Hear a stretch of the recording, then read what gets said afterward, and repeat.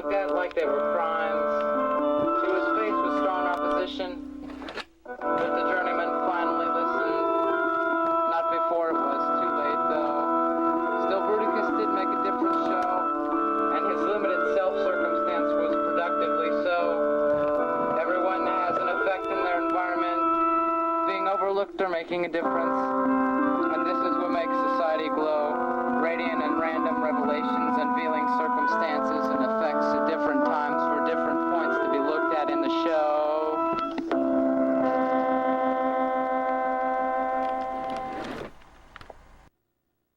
Not always to obey without question or suffer punishment consequences. Whips or isolation taught wrong by confrontation.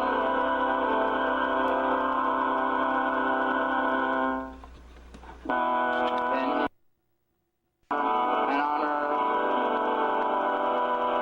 serve the army, be loyal to Richard, have no other concerns but the army's strong, faithful word.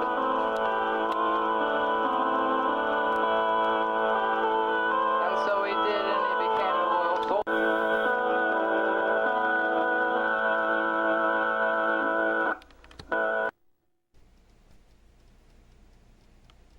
Remember, Crimson, you might be just as disappointed as what you find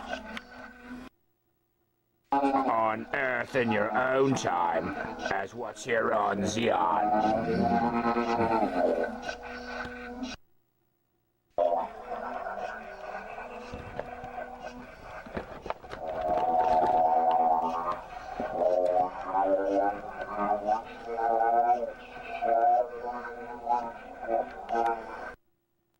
Oh my god.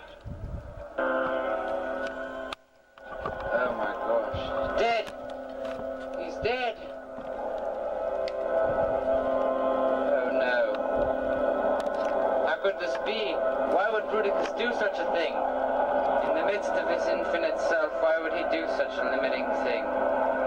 Bruticus, you were full of hope to change your environment, and I may not have realized it then, but I know now you were right. Now you've destroyed all hope of your fight by killing yourself. One thing I don't understand is why all the others I sent on the journey came back seeing only the broad, limitless possibilities. But you, Bruticus, you came back only seeing broad limits. Just limits. Standards that must be set. Was there no mystery on your journey?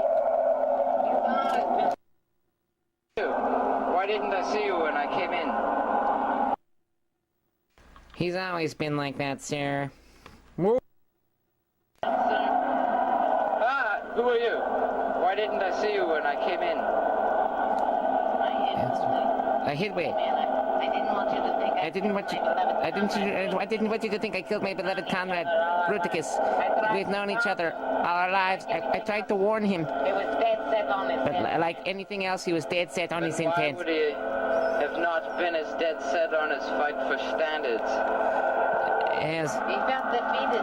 he felt defeated. All his life, he's been a part of Richard's army. Yes, he felt defeated. Born after Bretchard had captured your society, sir, to enslave.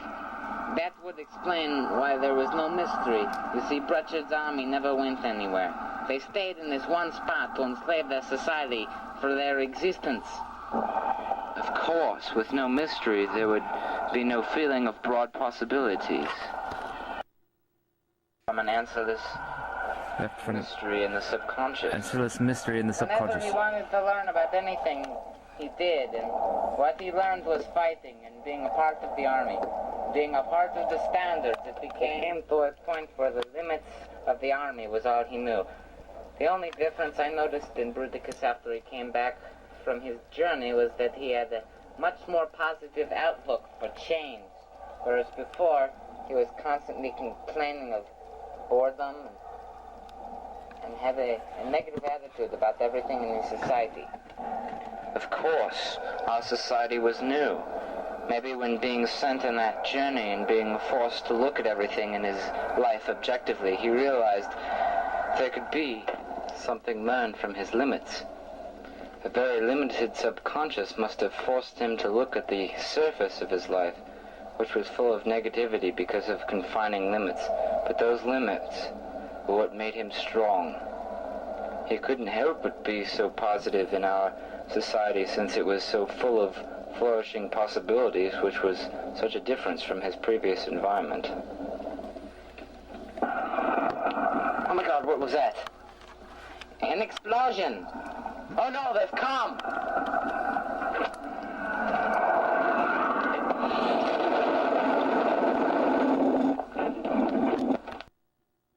They've come!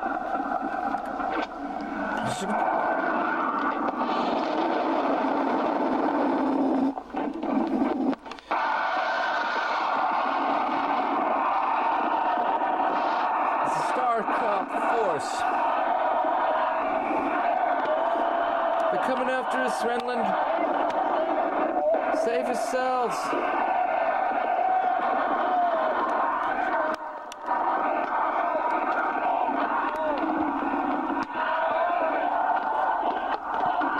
Over the hills of Zeon.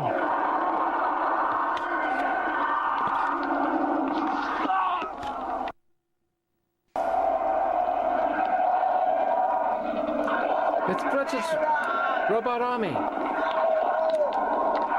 At the deck.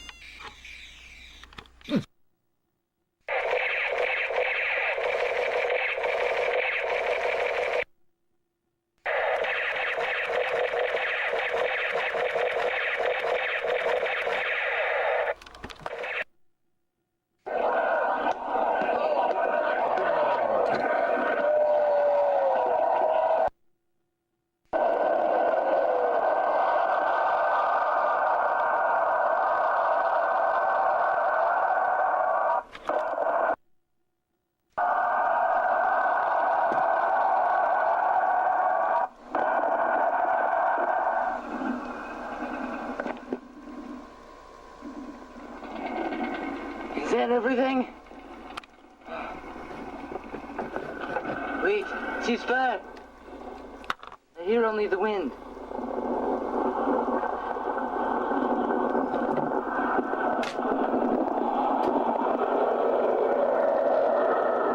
That's it. I've killed everything. I've conquered it all.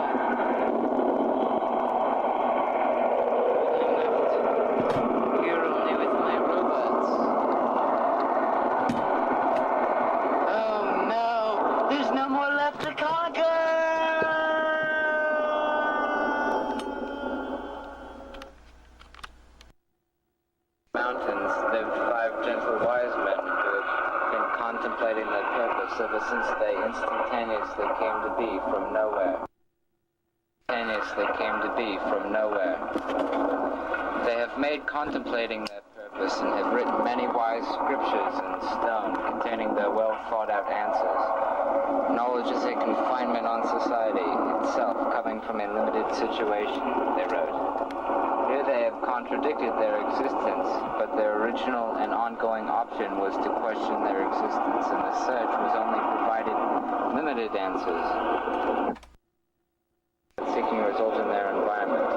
They continue to unknowingly confine themselves with their already limited situation, but now sheer force threaten them to break out of their logical shells and flee for existence elsewhere, for the army was coming.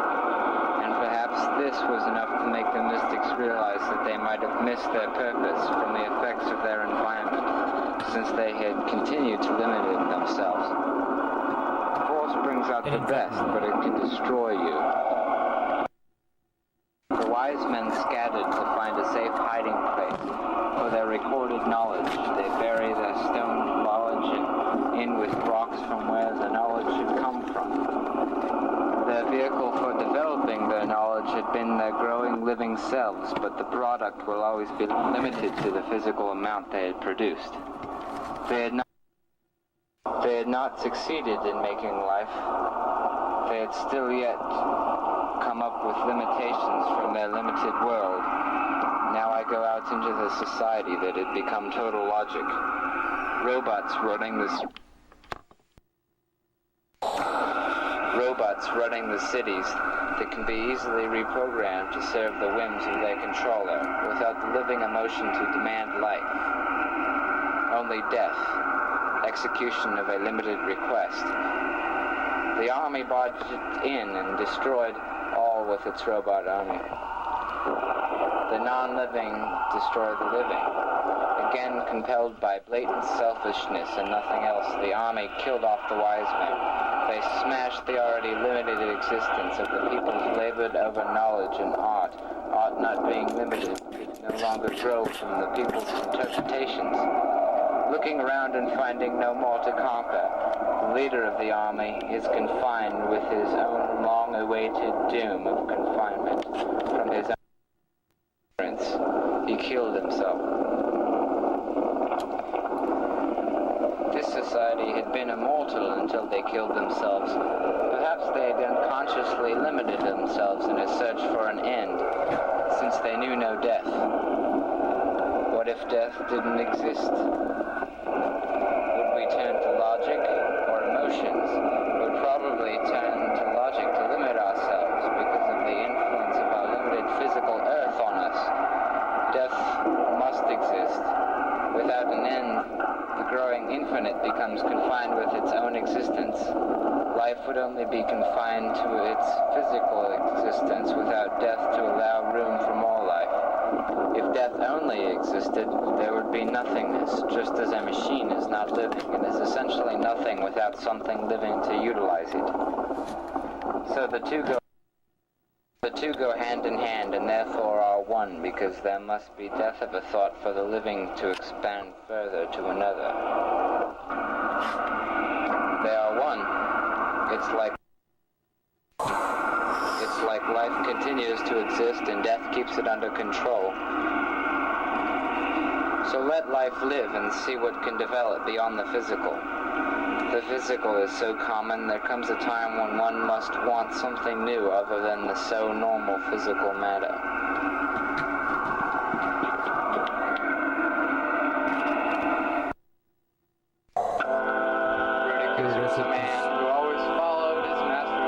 Bruticus was a man who always followed his master's orders. He was taught always to obey without question or suffer punishment consequences, with Sir Isolation taught wrong by confrontation.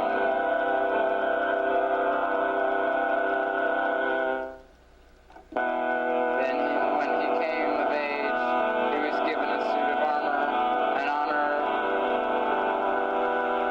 Serve the army, be loyal to Richard, have no other concerns but the army's strong, faithful word.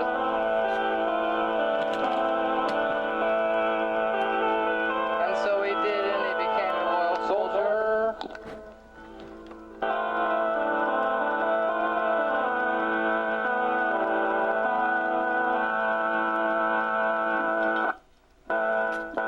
Out on the front, armies fighting from all different directions and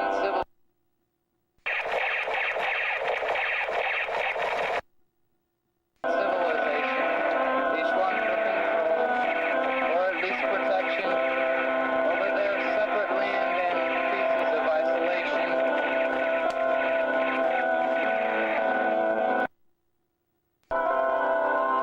When he came of age, he was given a suit of armor and honor.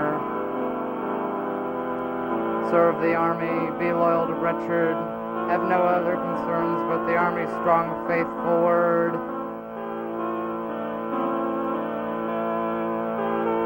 And so he did, and he became a loyal soldier.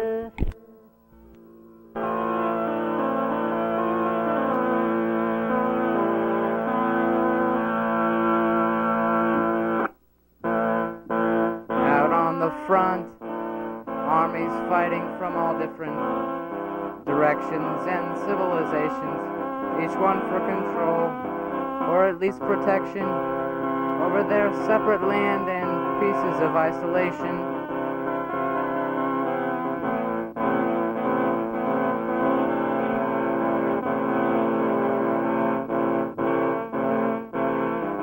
Capturing a group of people just drifting along, living off the land, unaware of what Richard's army was a part of. The army brought back with them the means of survival to their home, fixated position.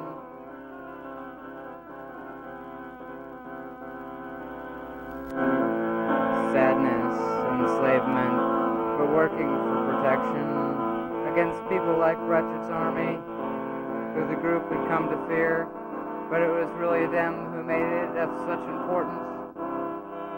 The people accepted Richard's circumstances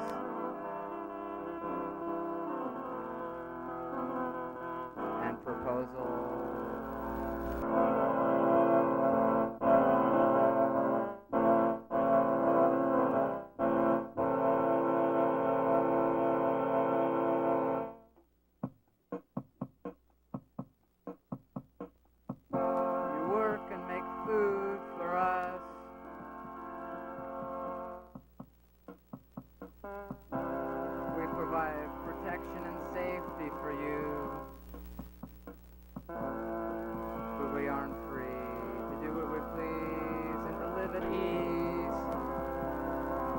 Spoke up and was told to go back to work because no one regarded him as strong enough to follow his beliefs. He was sent back into condemned thought, and there he juggled around so many ideas.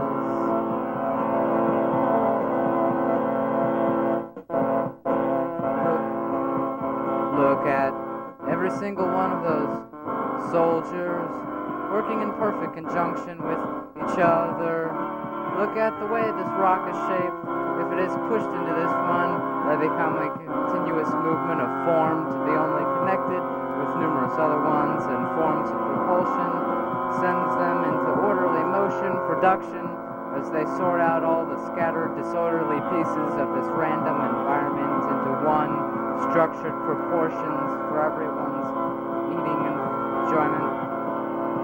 Food for all without enslavement. What a brilliant concept to inspire Renlund to fiddle with normal everyday pieces of the people's environment while they worked Richard's way.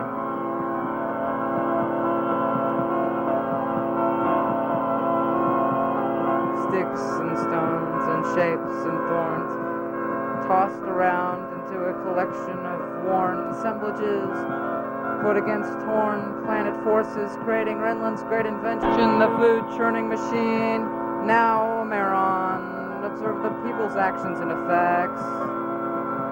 Like Renlund's machine, appeared society, orderly in pieces and shapes. Fixated philosophies, faced with punishing cruel consequences when broken out of their shell, but nevertheless, a change here in position, a change there in position, and different effects. Some more desirable, some more devastating. Here comes the journeyman, acting on total thought, searching for answers sought, trying to reach acceptance without depending on the physical for logic.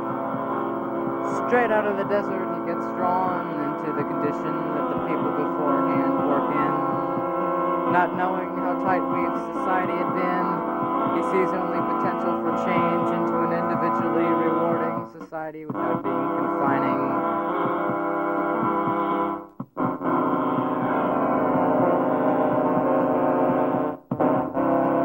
Acting on impulse, he draws the people into rebellion against enslavement,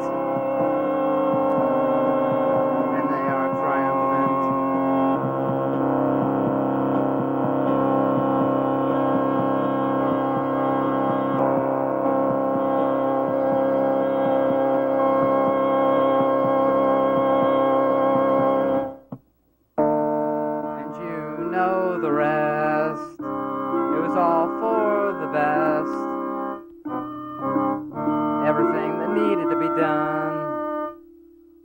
was done benefiting everyone that is only ones from the rebellion. For Bruticus from the past was left in his confined status, brought out into flourishing peoples whose new racing-free ideals were so foreign to Bruticus they were almost incomprehensible. He didn't think they were sensible, but he continued to be himself, wanting standards for everyone else, the exact opposite of the times, looked at like they were crimes. He was faced with strong opposition, but the journeyman finally listened. Not before it was too late, though. Still, Bruticus did make a different show, and his limited self-circumstance was productively so. Everyone has an effect in their environment, being overlooked or making a difference, and this is what makes society glow. Radiant and random revelations, unveiling circumstances and effects at different times for different points to be looked at in the show.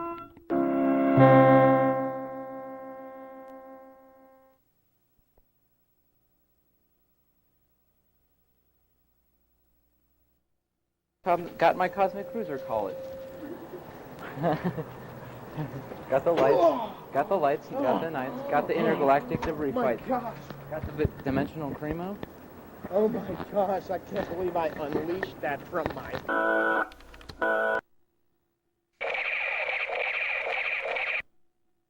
Staring down the barrel of a laser gun. Fighting for survival is not much fun.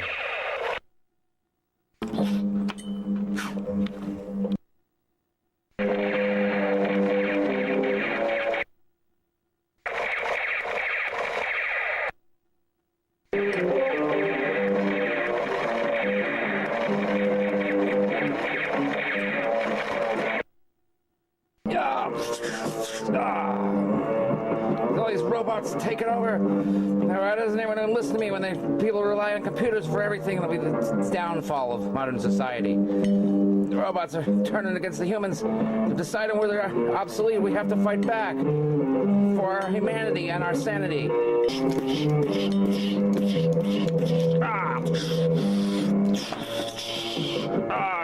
So vanquish you.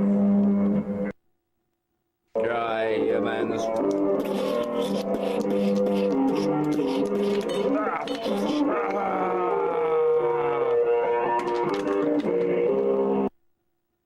Destroy humans. Destroy. Destroy.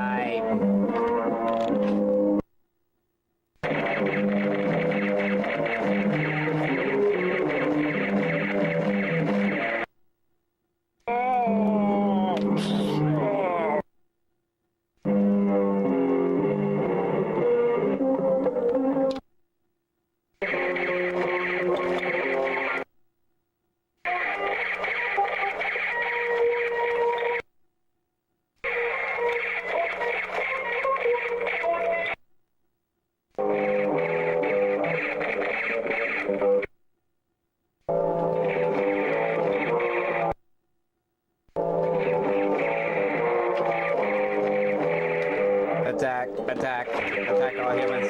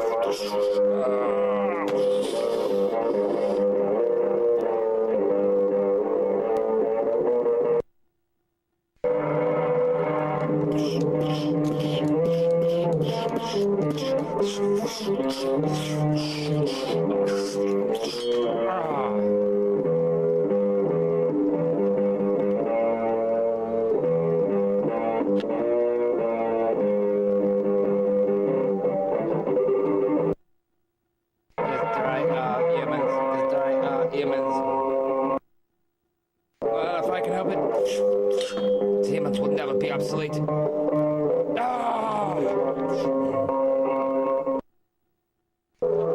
That's it. I've been pushed to my breaking point.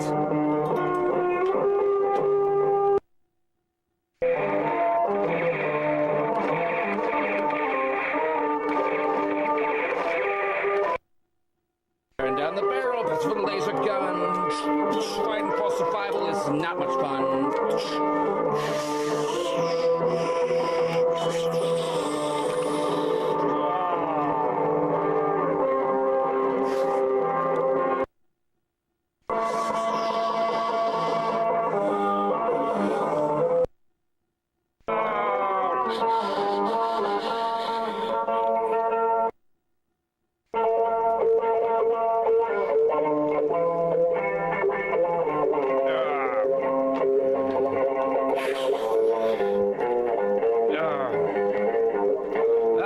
Don't mess with Crimson Sunflower. They're here to save humanity from the robots taking over. Bring 'em on. Oh, malfunction. Malfunction. Malfunction. Malfunction. Malfunction. Malfunction. Malfunction. Malfunction. Malfunction.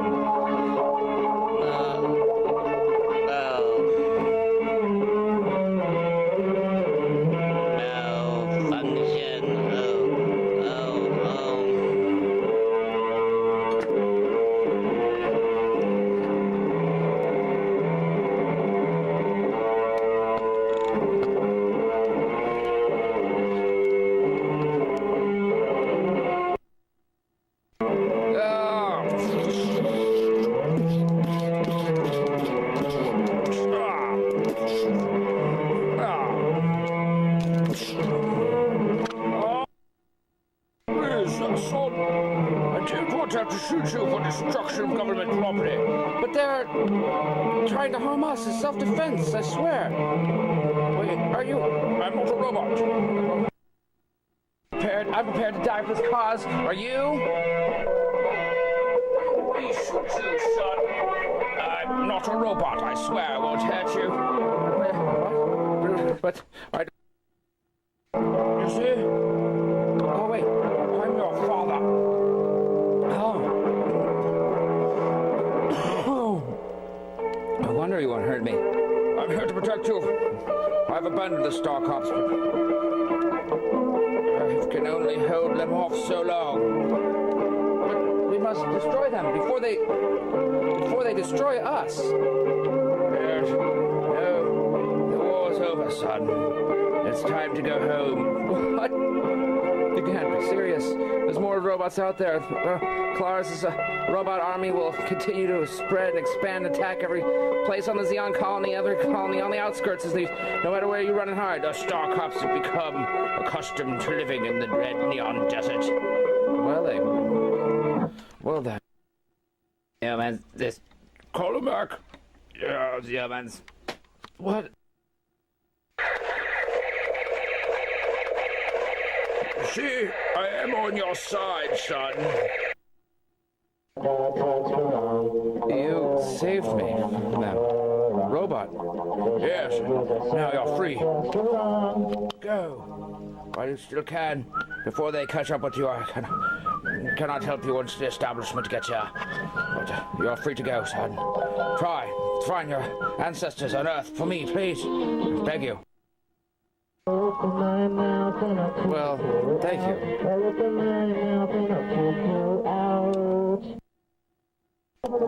Picking a fight is too easy for people like Bruticus, but backing down from a person who continues to provoke in order to persecute you and deciding not to fight, especially when you know you can, that's the hard part. Our society was new to him, of course. Maybe while he was sent on his journey, he was forced to look at everything in his life objectively, and he realized that something could be learned from his limits.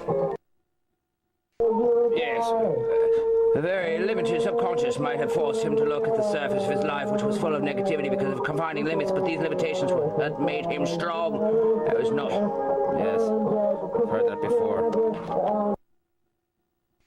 once there's no more need for competition, then there is no more need for violence or aggression. If anyone else develops an interest in fighting competition or aggression while living in our peaceful utopia, then we should consider sending him or her to the Zeon colony. They would be much more useful here on Zeon. This is what this planet is for, training star cops instead of a peaceful environment. Anyways, we shouldn't assign people where they don't belong, or they won't care enough to want to contribute to that society. Boredom causes frustration, and that leads to misunderstanding and rebellion. I can see people's potential. I can see how the puzzle pieces from the picture fit together. People who stay in one place for too long get too preoccupied with routine and too settled in their own ways. For them to accomplish much, reach out and try something new. We should give everyone equal opportunities to try what they might be interested in, of course, but I never like to waste my time doing something I'm not good at when there's so many other skills that I could work on developing. If everyone makes their own choices, obviously, it's good to reconsider things you might not have liked before when evaluating what's best for you, as long as you find a purpose that makes you happy. That's the meaning of life, in my opinion.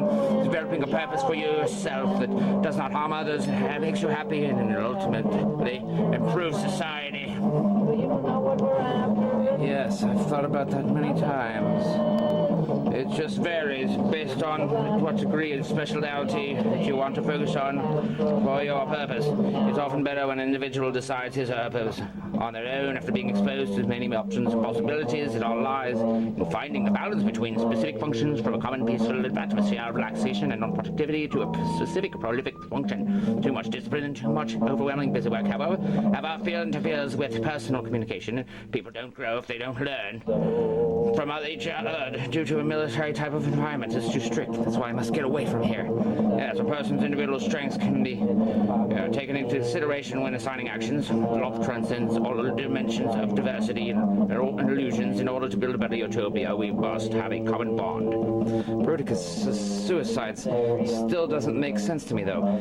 If he was Father, if he was a part of your noble round table of modern philosophers and devoted to your religion, then he should have realized that suicide is considered the worst of all. Why should suicide be considered more of a sin than murder if it's to prevent helping himself or from hurting other people? If he's sparing himself from having to kill in order to survive, which is like looking down the barrel of a laser gun every day, if he's sparing himself from that torment and barely being able to survive and afford the food enough as it is anyway, which is what the army would expect from him. Wouldn't it make more sense to kill himself instead of anyone else at the risk of her, especially if he knew he was becoming a violent threat to society?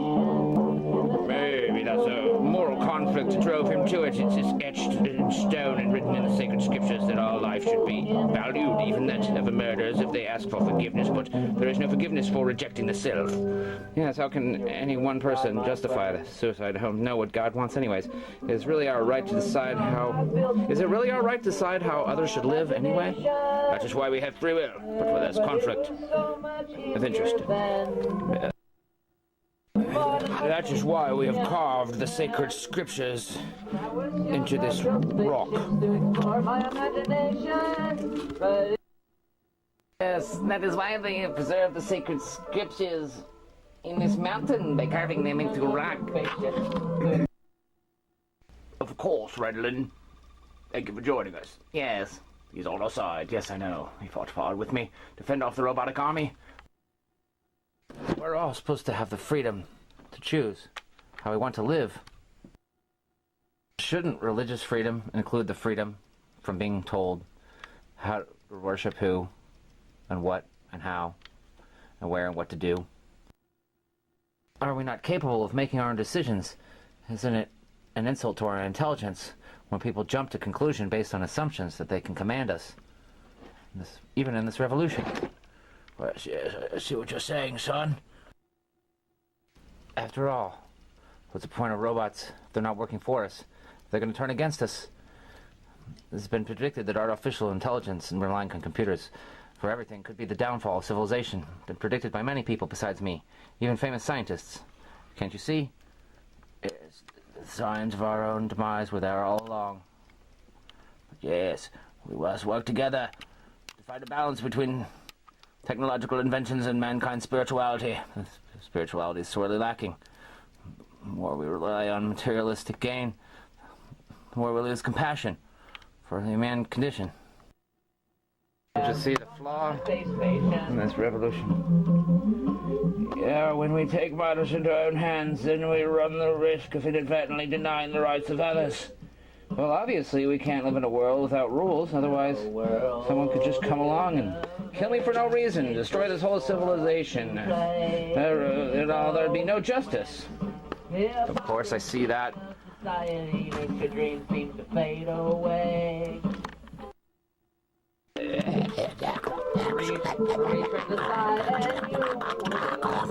What did he say? Can you translate?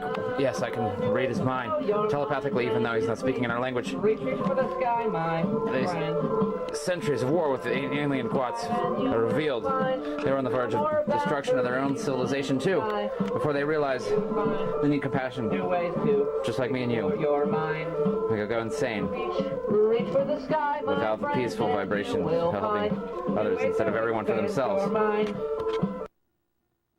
That's the point of religion, Crimson. Don't you see? So people have moral guidelines to follow.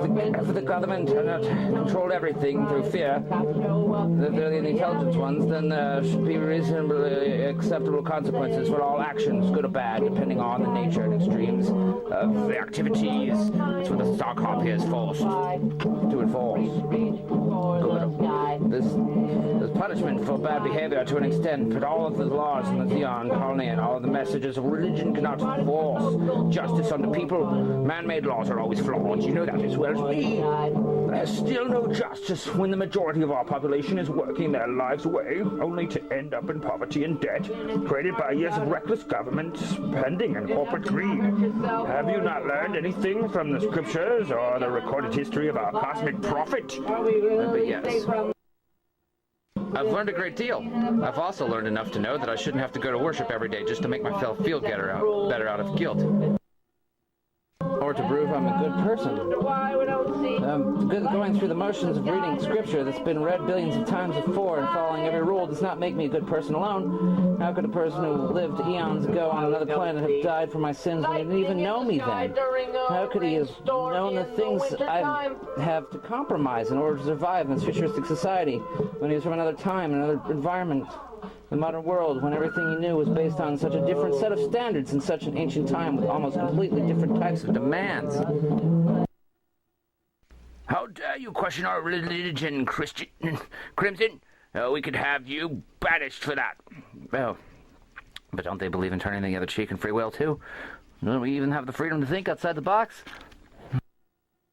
When hypocrisy in society makes your dreams seem to fade away. I'm sorry. I didn't mean to defend anybody. Please forgive me. I question things in order to understand them better. Not always to rebel. That's how I learn. Please don't punish me for that. Look, all the thing I'm saying is that if someone were to walk around barefoot or in sandals and beggar's clothes, now that they'd get picked on by everyone, or picked up by the Star Cops, thrown into jail, and told not to sleep in public parks or anywhere else in the city if they were homeless, or the bum, or the person didn't have enough money, no matter how peaceful they were. The Star Cops don't allow homelessness.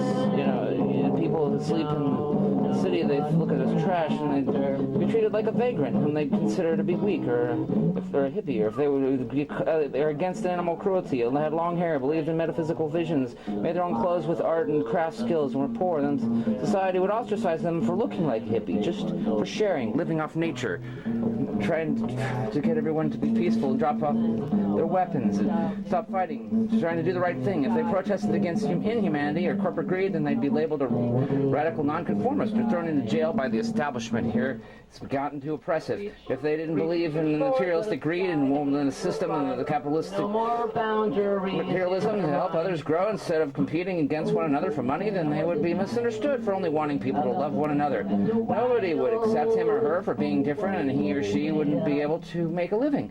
They'd have no other choices besides dropping out of society and becoming part of the counterculture. Everyone that believed in him would have to rebel against society in order to follow his spiritual enlightened ways. That's the role of a cosmic prophet martyr anyway. I'm only really free when I don't feel threatened. Why must you question everything, Crimson? When everything seems supercritical, then nothing makes sense. When there are so many different rules and realities and parallel universes, how can you tell which one is real? Society, religion, and government emphasize that everyone should be treated equally, but there are no equal people. The rich and the poor and different social classes who have more rights than the poor because they can afford better lifestyles and healthcare since they have more opportunities and resources. It's not equality, even though we're given the illusion of freedom. The limited economic status, labels, and prejudice attitudes of social classes make people feel inferior. There are poor people without jobs who are treated like they have no rights. If there is a God and there is justice, then why does the majority of society slave away for an oppressive system that gives them no other alternatives besides enslavement or poverty? Well, people overwork them, while others end up rich from families or exploitation of the ownerships they inherited and didn't have to work nearly as hard for as much to sacrifice as their employees in order to obtain financial freedom. Why are some humbly good poor souls destined to suffer in a lifetime of poverty, while other greedy, selfish fascists get to live wealthy lives by punishing people and out of ease or just spite, while reaping the profits from the poor they enslaved? It's not right. Yeah, as we hear, nothing is perfect. What about a utopian society? There is no such a thing. I beg to differ. That's the kind of judgment that is reserved for the afterlife, son. That is the purpose of faith. If you have faith, then you don't need to question these things. Without the help of society. Well, I'm the kind of person who believes there's a reason for everything, an explanation for anything. Words can be so easily misinterpreted. And a curious person, so I enjoy asking why things are the way they are, to think outside of the box, find different solutions. If we devote all our time preparing for the afterlife, then we lose the chance to improve the world we live in reality. Let's face it, on its own terms. We have so much of a purpose to make this world better, too. Reach for the sky and you will find new ways to expand your mind. We don't have much time. And to make this world a better place for those who have to live with the debts and kind of circumstances that our ancestors accidentally and unintentionally created, and ultimately we created our own environment and circumstance, and it comes down to whether or not we want to escape reality or face it on its own terms in order to create a heavenly-like existence here. There's no reason why we should have to go on suffering as a civilization and face the trials and tribulations of mortality, when we can improve the human conditions instead of making it worse by dividing everyone through economic slavery. But that's Peace and finding balance. Yes. God doesn't expect everyone to work all of the time, just like God doesn't expect everyone to suffer most of the time, but we surely cannot get away from mankind's corruption and deception with not any rules and not working at all towards improving society and just doing whatever we want, whenever we feel like it, all of the time, Otherwise people's rights get trampled on.